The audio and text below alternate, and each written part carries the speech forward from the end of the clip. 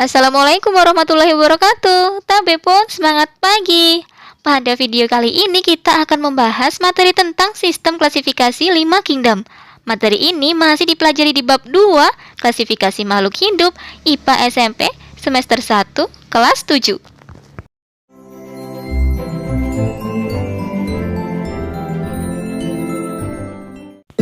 Pada video sebelumnya kita sudah mempelajari bagaimana cara mengklasifikasikan atau mengkelompokkan makhluk hidup menggunakan klasifikasi dikotom dan kunci determinasi. Pada video sebelumnya juga kita sudah mengetahui bahwa makhluk hidup yang ada di dunia ini dapat dikelompokkan berdasarkan tingkatan-tingkatan tertentu yang disebut dengan takson. Tingkatan yang paling besar disebut dengan kingdom. Nah, pada tahun 1969, seorang ilmuwan bernama Robert H. Whittaker mengemukakan sistem klasifikasi 5 kingdom. Dia mengkelompokkan makhluk hidup yang ada di dunia menjadi 5 kelompok besar, yaitu Monera, Protista, Fungi, Animalia, dan Plantae. Kelima kingdom tersebut diklasifikasikan berdasarkan karakteristik yang khas dari setiap organisme-organisme yang menyusunnya.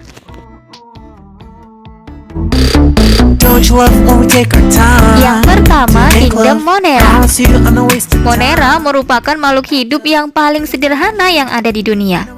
Kelompok makhluk hidup ini hanya dapat dilihat menggunakan mikroskop. Adapun ciri-cirinya, yang pertama, selnya tidak memiliki membran inti atau disebut dengan prokariotik. Kemudian, bersel tunggal atau bersel satu yang disebut dengan uniseluler. Berkembang biaknya dengan membelah diri. Contoh makhluk hidup kelompok Monera adalah bakteri dan alga biru. Bakteri terdapat di lingkungan kita. Ada yang bermanfaat bagi kehidupan manusia seperti bakteri Escherichia coli yang berperan membantu produksi vitamin K melalui proses pembusukan sisa makanan. Ada pula bakteri yang berbahaya bagi kehidupan manusia seperti Mycobacterium tuberculosis yang menyebabkan penyakit TB. Beberapa contoh anggota Monera dari ganggang biru dapat dilihat pada gambar berikut. Kelompok yang kedua adalah kingdom Protista. Perbedaan utama kingdom Monera dan kingdom Protista adalah terletak pada membran intinya. Kingdom Protista selnya sudah memiliki membran inti atau disebut dengan eukariotik. Sifat atau ciri lain kingdom Protista sangat beragam. Ada yang bersel tunggal atau disebut dengan uniseluler, ada juga yang bersel banyak atau disebut dengan multiseluler. Ada yang mikroskopis atau hanya dapat dilihat menggunakan mikroskop, ada juga yang makroskopis atau sudah dapat dilihat dengan mata telanjang. Ada yang sifatnya menyerupai hewan atau memakan hewan lain, ada juga yang menyerupai tumbuhan atau mampu berfotosintesis. Kingdom Protista yang menyerupai hewan disebut dengan protozoa. Kelompok protozoa diantaranya adalah Paramecium, Entamoeba-histolytica yang terdapat pada usus besar yang dapat mengakibatkan penyakit diare, dan Plasmodium malaria yang terdapat pada sel darah merah yang mengakibatkan penyakit malaria. Sedangkan kingdom Protista yang menyerupai tumbuhan disebut dengan alga. Contohnya ada alga merah atau Eucoma spinacum, Gracilia sp, alga hijau atau Ulpa sp, dan alga coklat atau Fucus sp. Berikut adalah contoh kingdom Protista yang terdapat pada air kolam berwarna hijau yang dilihat dari mikroskop cahaya.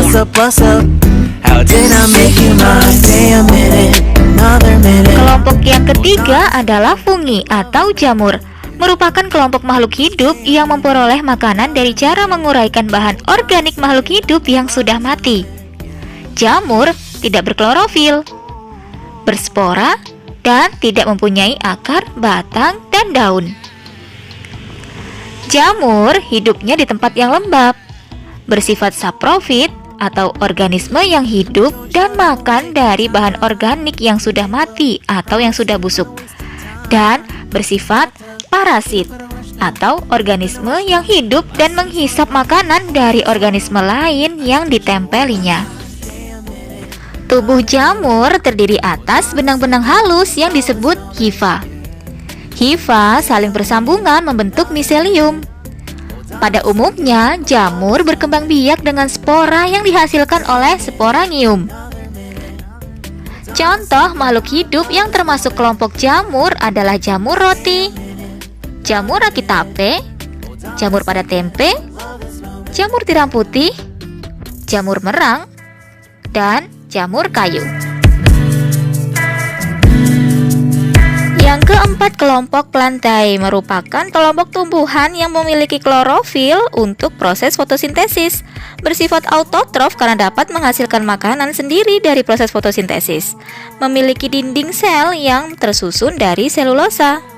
Merupakan organisme eukariotik multiseluler dan dapat menyimpan cadangan makanan dalam bentuk amilum atau pati. Kelompok ini dibagi ke dalam beberapa divisi, yakni tumbuhan lumut atau bryophyta, tumbuhan paku atau pteridophyta, serta tumbuhan berbiji atau spermatophyta.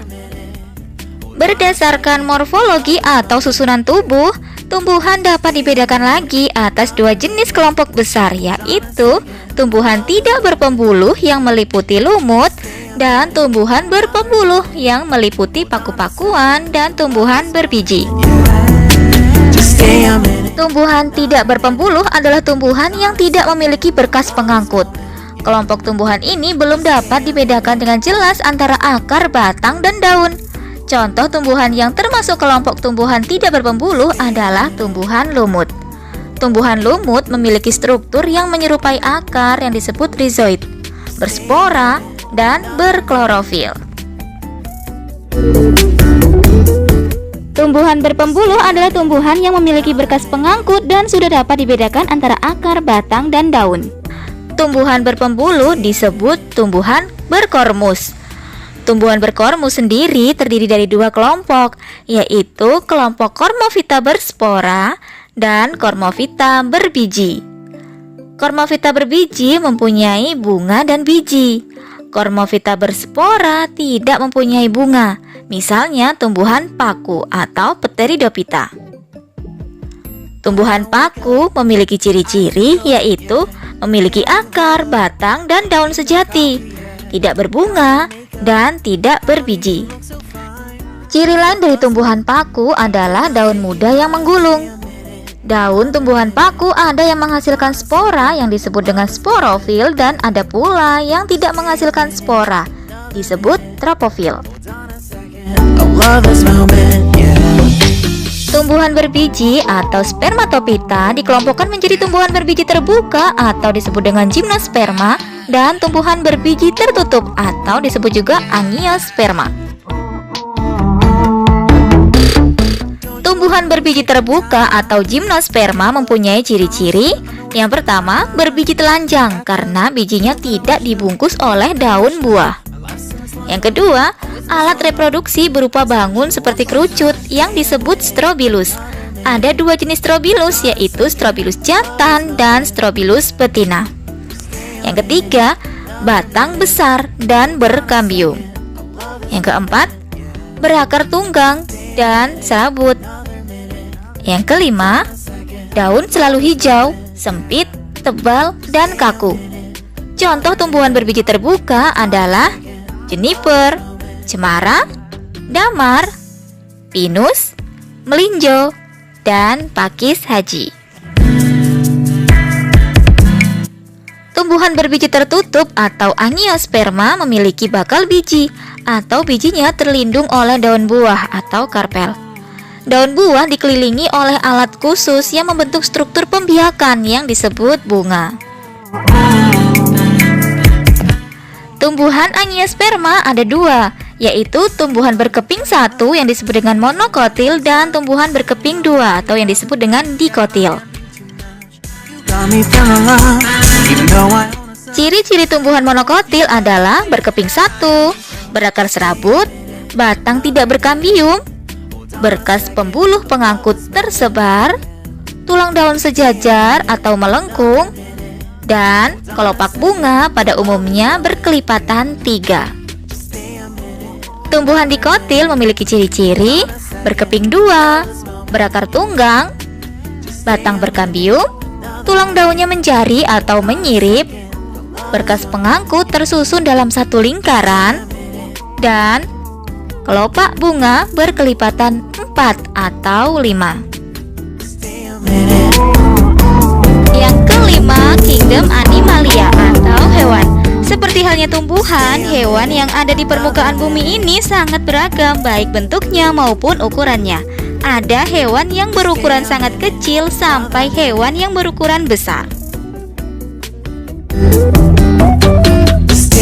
Dunia hewan dikelompokkan menjadi 2, yaitu hewan tidak bertulang belakang atau disebut dengan avertebrata dan hewan bertulang belakang atau yang disebut dengan vertebrata. Hewan tidak bertulang belakang atau avertebrata dikelompokkan menjadi 8 kelompok, yaitu yang pertama porifera adalah hewan yang mempunyai pori-pori. Hewan ini tubuhnya seperti spons. Habitatnya di perairan. Warna tubuhnya bermacam-macam, seperti merah, kuning, dan hijau. Contoh hewan porifera adalah Spongilla, Euspongia, Potherion, dan Skipa.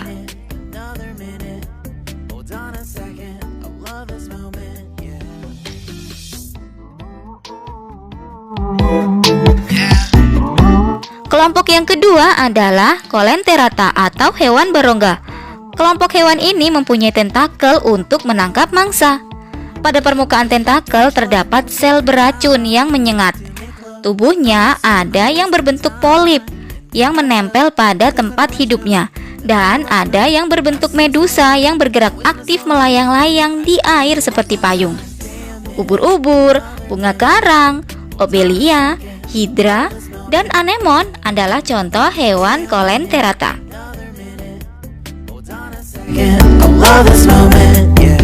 Kelompok yang ketiga, 4, dan 5 adalah kelompok cacing atau vermes. Cacing merupakan hewan bertubuh lunak, tidak bercangkang, dan tubuhnya simetris bilateral. Berdasarkan bentuk tubuhnya ada 3 kelompok cacing, yaitu cacing pipih atau Platyhelminthes, contohnya cacing hati dan cacing pita. Ada cacing giling atau Nemanhelminthes, tubuhnya bulat panjang dan tidak bersegmen, contohnya cacing perut, cacing kremi, dan cacing tambang. Kemudian ada cacing gelang atau Annelida, tubuhnya berruas-ruas seperti cincin, contohnya cacing tanah, lintah, dan pacet.